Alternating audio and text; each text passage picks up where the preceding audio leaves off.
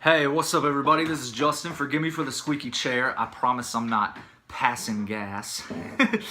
Alright, I'm going to talk about life after depersonalization, and then I'm going to kind of free talk, ramble on about anything that might relate to depersonalization or perhaps some of my personal experiences. And forgive me if I don't stay on topic. This is still an odd concept to me, alone in a room talking to a camera. I communicate more effectively if I have somebody to talk to personally, or an audience, or perhaps a PowerPoint presentation that I can refer to. So bear with me. I hope this video helps you. Life after depersonalization. The most popular question that I get in emails or Facebook messages, people asking, will I see the world the same way that I did before I had depersonalization? I'm gonna be completely honest with you.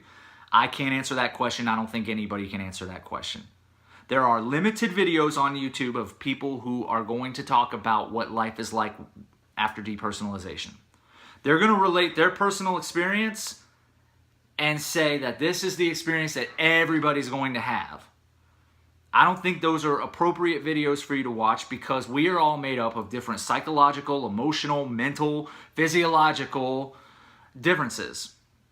So I have no problem sharing my personal experience with life after depersonalization, but please don't take a lot of stock in it because my experience might be different than yours. So now that we got that clear, I do not see the world the same way that I did before I had depersonalization. That's not a bad thing and it's not a good thing. It's just the way that it is. Depersonalization was something that changed me. It changed my perception of the world. For instance, I was a different person before I had depersonalization. Then when I had it, I became a different person. And then after I recovered from it, I became a different person. Something as significant as that is going to change your life. And that's just the way that it is. That's life. So one thing that happened while I had depersonalization was I overdeveloped something that I like to call thought addiction. This sort of obsessive nature. Because every morning I would wake up and I would check in on my symptoms every single morning. The moment my eyes open, I'd check in on how I was feeling. I'd spend all day over-monitoring and over-analyzing my symptoms, how I felt, how I was reacting to certain things, spending all day researching. And what that does is it creates a new neural pathway in your brain and conditions you to be hyper-aware and hyper-focused of everything that is going on within you. And when I identified that, I targeted it, and I thought that I eliminated it. And when that stopped becoming a problem with depersonalization, and then I jumped into the state of reality, the issue of the thought addiction shifted into another area of my life. And I became more obsessive and sort of addicted to the thoughts of obtaining proper employment or being super successful in my educational endeavors. And even though that can be a good thing sometimes, and I graduated at the top of my class in criminal justice, it still beat the shit out of me during the journey. Put a lot of stress on my mind, a lot of stress on my body, and affected my levels of happiness. So now I cope by learning the process of balance, not becoming too hypersensitive and hyper aware of what's going on, bringing it back down, having enough to where I can still move forward and achieve, but not to the point to where it's going to kill me or make it feel like it's killing me. You know, a lot of people ask me, "Hey, I've kind of gotten out of depersonalization. I'm feeling like I'm in reality, but I still don't see the world the same way that I did." In my opinion, well, first, give yourself time, okay? You just went through a traumatic experience. Depersonalization is not something to take lightly, all right? But give yourself time. Depersonalization is not a headache that you can just sleep off. Think of somebody you're really close to who died. You're not going to recover from that tomorrow. You're not going to recover from it in a month. Relearning how to live after a person has died is a process. It's a learning process. It's going to take time. So Are you going to see the world the same way? My opinion, okay? This may not be the way that it is, but I don't think that you will. Because whether you have depersonalization or not, age within itself is going to change your perception of the way that you see the world. Think about it. When you were 6 years old, your perception of the world was, whoa, there's a rock on the ground. There's a puddle of water. I'm going to jump into it. There's so many fantastic things around me that I can play with or destroy. When you're an adult, you have the ability to connect to things on an intimate level. You have a whole different perception of the world. You've got bills to pay. Your partner's being a dick. You know, there's good things about being a kid and being an adolescent, and there's bad things about it. There's good things about being an adult, and there's shitty things about being an adult. That's just the way life is. But aging is a process of growth. And yes, depersonalization is a terrible thing, but everybody at some point in their life is going to go through something that's just going to knock them off their axis. Nobody gets out of this life without emotional scars, mental scars, or physical scars. Shit happens, and that's just the way that it is. You will eventually rebalance. Me, I do. I'm connected back to emotion. I feel things.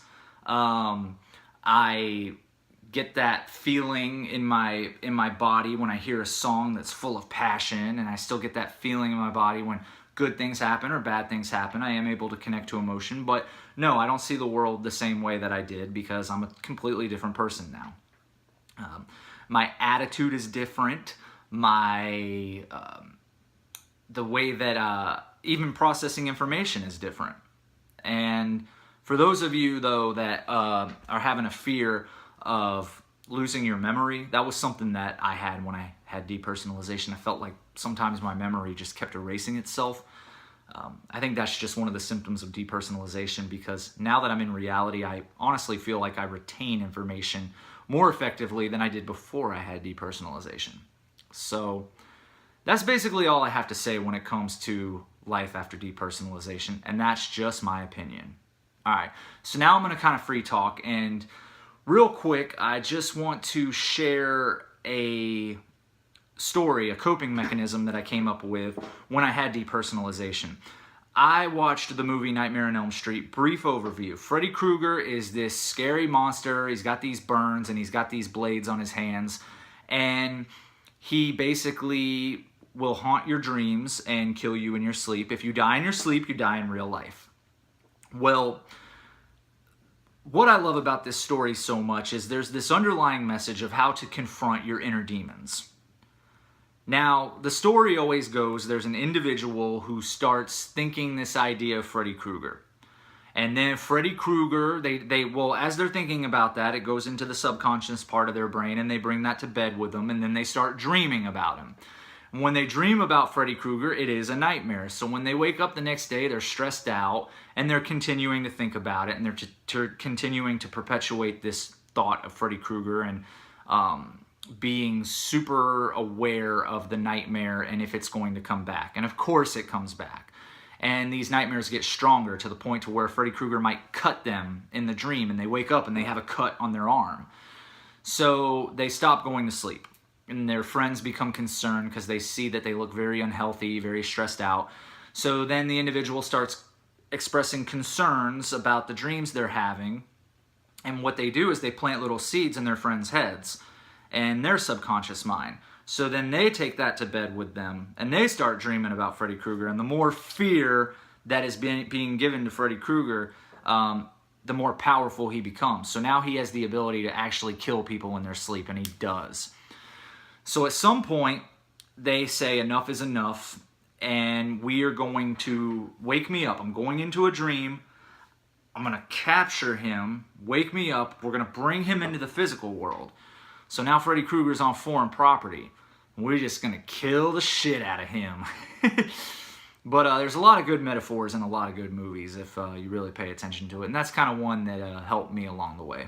So right now, I also want to share a personal experience. You know, a lot of people think that they got their depersonalization the moment they had a bad experience with a drug, or just the very moment that they had that panic attack that induced this depersonalized state. I try to tell people this some people don't want to admit it. Some people are afraid to admit it. But listen, if you have depersonalization, you definitely had some fucked up demons in your closet before you had the condition. And I mean, I know that I can relate that from personal experience. Before I had depersonalization, you probably heard this in some of my previous videos, I was on this road to success in the entertainment industry. And in that process, though, my friends, the people around me, were complete assholes. And, you know, I guess they were my friends. They maybe tried to do their best. I don't know, but they couldn't get their shit together. And I was caught up in the middle of crisis 24/7. It was like being in an episode of Jerry Springer nonstop. They had a fucking problem with everything. They're just the most negative people in the world. On top of that was the stress of me believing that I had to bring the world whatever it was that I thought that I had to bring the world and become this super successful person. So it's no wonder that I got depersonalization with the amount of stress I was under. Nobody should ever have to be under that much stress. So the good thing about depersonalization was it naturally gravitated me away from all of those assholes. And even though there were people that I was very close to, it wasn't healthy for me to be around them. After depersonalization, I started gravitating toward people who were more positive and of good nature.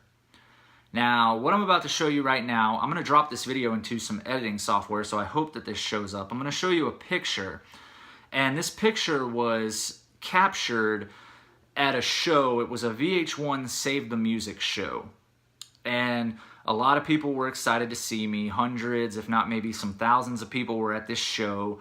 Girls screaming my name. People would have killed to be in my shoes. Before this show, I was submerged in 24/7 depersonalization, and I did not want to go to this show at all. The morning I woke up, my band members were trying to contact me. I could not be in touch with anybody. I felt like I couldn't even move. Like, this was the most intense, the dream-like state ever felt. This was probably the point where my stress level reached an all-time high, to the point to where I couldn't function anymore. This photograph right here is really important to me. And the photographer, whoever the photographer was, has no idea that they captured a very critical moment in my life. So I get to the show 15 minutes before it starts. Band members sort of breathe a sigh of relief. They ask me, why haven't you been answering your calls? Where were you? I didn't even talk to them. I just grabbed the guitar, I got up on stage. Everybody's cheering, we start the music. I'm thinking to myself, I'm just gonna do my time, go home, go to bed. I don't wanna be here. I am playing, and I'm not headbanging, I'm not jumping around, and the audience is just going psychotic. They're so happy that my band's up there playing. I am feeling so out of touch, and everything looks so fake around me that I start losing the ability to function on stage. So this picture right here is me, where I have stopped singing and I have stopped playing guitar. And the band is still playing. They probably think maybe something happened to my guitar. And this is the moment where I'm thinking about what to say to the audience. So then I turn around and I motion to my drummer to cut the music. I turn around and I address the audience and I say, look, I'm going through something in my head that I can't explain. And I'm gonna quit music for a while. Good night, everybody. And then I walked off the stage. And after that, I didn't talk to anybody. I just completely secluded myself.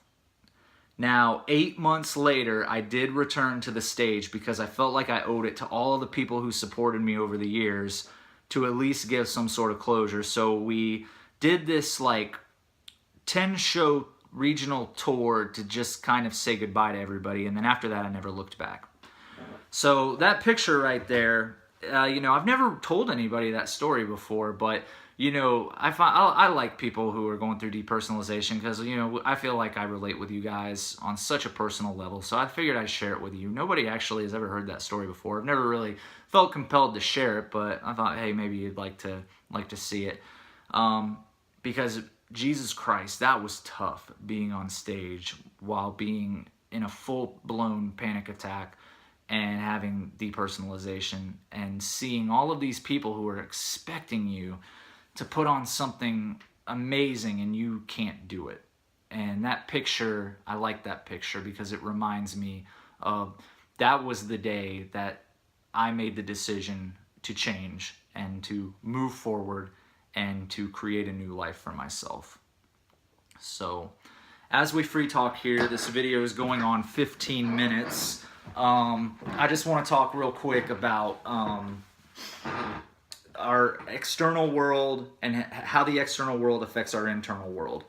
You know, before I had depersonalization, I was a very success-driven person. Why? I do not know. I don't think there's necessarily anything wrong with being successful, but I think a lot of us tend to get so caught up in the external world that we let it dramatically affect our internal world. Like, for instance, women and the Coach bags from the Coach store. I will never understand the importance of having a $600 handbag. In what world is it rational for you to go out and buy a $600 handbag and think that that's a fucking rational action? It blows my mind. $600 is a weekend vacation that could forever change your life and give you an experience of memories that you'll never forget. Why does a woman feel the need to have a Coach bag? To be in this hierarchy of society, to feel important. That's a fucked up culture that we're living in, that a woman has to spend $600 on a handbag to feel important. And I'm not picking on women. Men are the same way. With Lamborghinis or whatever shit that for some reason they feel is of importance to them. You know, we're this society that is really fucking controlled by that external world. And I might be doing some existential thinking here, or deep thinking, and I certainly don't want it to scare you, but, you know, I just want to encourage you to think about how the external world affects your internal world. You know, we're bred to believe that we have to fit into these social norms that are going on out there, and we have honest expression within ourselves, and then we have acceptability. And which one do we always gravitate towards? Acceptability. Because if we ever did express our true, honest nature, society as a whole would not be willing to accept it. Even though every individual in society has a lot of crazy shit going on upstairs. It's a really interesting thing to think about. But everything that goes on out there are just ideas that are made up. But these ideas have a dramatic effect on the way we think and feel and react. No wonder we are seeing more people who are going through depersonalization. It almost feels like this world is becoming depersonalized. You know, Facebook is a wonderful tool. It's amazing to reconnect with people you otherwise would not connect with, and to grow and expand on ideas and learn new things. But Facebook within itself is not really true, honest expression. It's really mostly made up of acceptability. A lot of people are fake on Facebook. And in doing so, a lot of people feel like they have to fit into these norms of society. I've got to be married by a certain age. I've got to have a career at a certain age. I've got to have kids at a certain age. I've got to have a house by a certain age. It's all bullshit. We're all just humans, really. Everything that goes on out there is nothing but ideas that were created. That it's not the way the world has to work. You know, we tend to look at people like, for instance, like let's say there's this guy in his 30s, and he works a typical 9-to-5 job, and he goes home and plays video games until he goes to bed. And we could look at that person and say, wow, he's an unproductive loser. But if he's happy and his life is balanced and he's enjoying what he's doing, then for all intents and purposes, he has reached success. He has made it in life. And we tend to do so much contrasting. You know, I have met people in prison. They're going to be in prison the rest of their lives. If they're lucky, they'll go outside 5 times a day for about 30 minutes.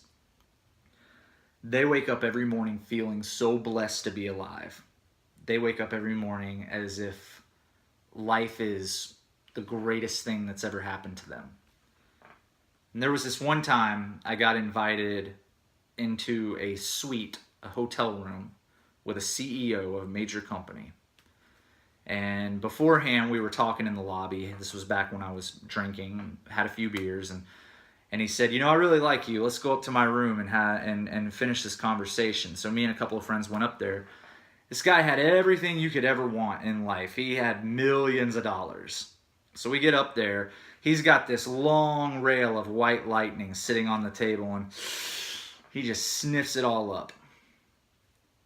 I mean, he was a miserable guy. The way he talked, the way that he perceived the world, the way he perceived the human race in general was so fucked up.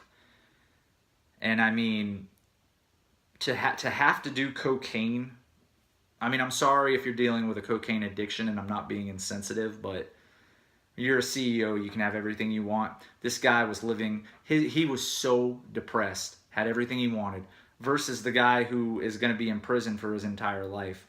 That guy woke up every day as life was a blessing.